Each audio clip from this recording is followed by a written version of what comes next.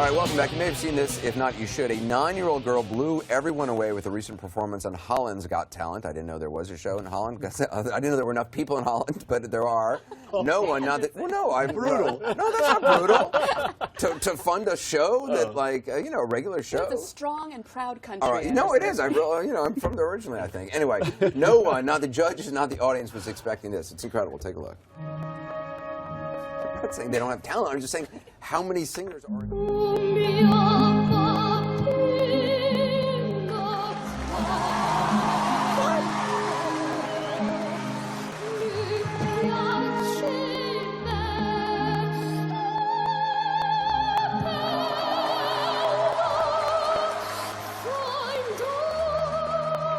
it's incredible. That was from a Puccini opera. 9 years old. Her voice is obviously amazing, but even more incredible, this little girl says she taught herself to sing by watching YouTube tutorials, no formal voice training. So is this something that is innate, just a natural talent, or is it something that through practice, through rehearsal, you actually can develop?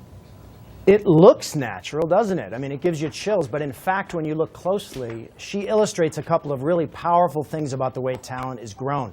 The first is she grew up with this windshield. She was immersed in music, father a musician, brother, mother. And the second thing is she practiced. That method of practicing by training yourself on YouTube is actually perfectly aligned with the way the brain acquires skills, by reaching towards something and by loving it so much that you keep reaching over and over again, and you grow a very fast, fluent brain that way. I'm reminded of Malcolm Gladwell in The Outliers writing about the Beatles, who spent some 10,000 hours or more in a club in Hamburg and elsewhere just practicing, performing for 6 hours in a row, 7 hours in a row, and that was sort of the crucible that formed them. Do you buy that, whether it's 10,000-hour rule, or is there something to that in your opinion, Daniel? Absolutely, there is. And the difference really is in the quality of the practice. And when you picture this little girl staring at an image of something she loves, you can see that musical identity in her, that love that's driving her. And when she reaches for that over and over again, it changes your brain.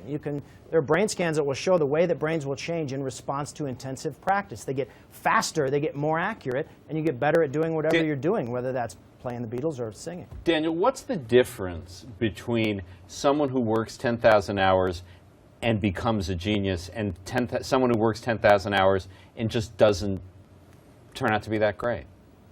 Yeah, well, sometimes it's opportunity, and sometimes, genes do matter. Genes do change the way we have, especially when it comes to character, emotional discipline, control, things like that, toughness. But, in the end, what we do know is that everybody has the same path forward, no matter who you are.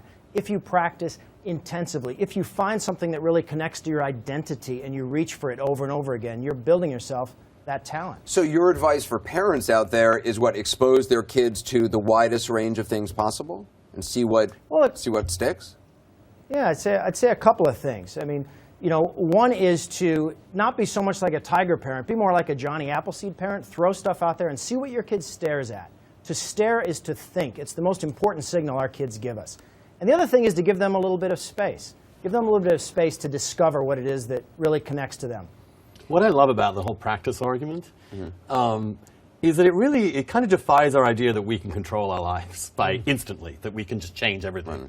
The most great human excellence, I mean, you see this, it's in Aristotle, it's in all the great, from Daniel Kahneman.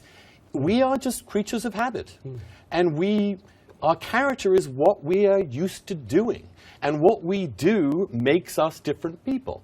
And Pascal was also interesting. If you just keep doing the right thing every day, eventually it'll become second nature to you. And that second nature is what we need to get. And the rationalist brain, our culture, doesn't want to really believe that.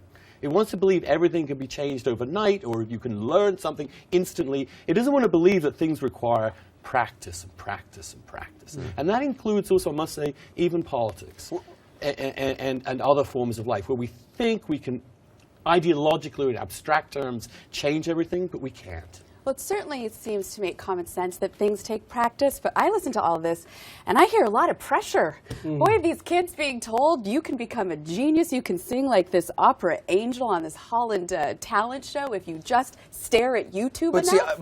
I think when I look at like American Idol, I see all these people who have no talent, and I mean, a lot of them do, but a lot of them have never been told, you know what, you're actually not very good, and it's the first time somebody actually says to them, you know what, they've been coddled all this long by their parents saying, oh, you're a genius, you're fantastic, when they're actually not. But it's also, I think, people have that spark in them or they don't. Yeah, I agree I'm a with big that. golf. I'm a big golf fan. Tiger Woods has often been accused of having his father push him to play golf all the time.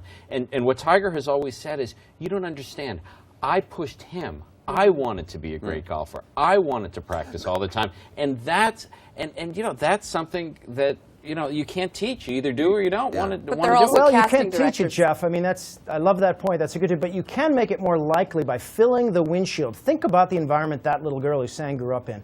Every day, watching her father, a professional organist, play, watching her mother play, watching her brother, who's quite good at the violin, play.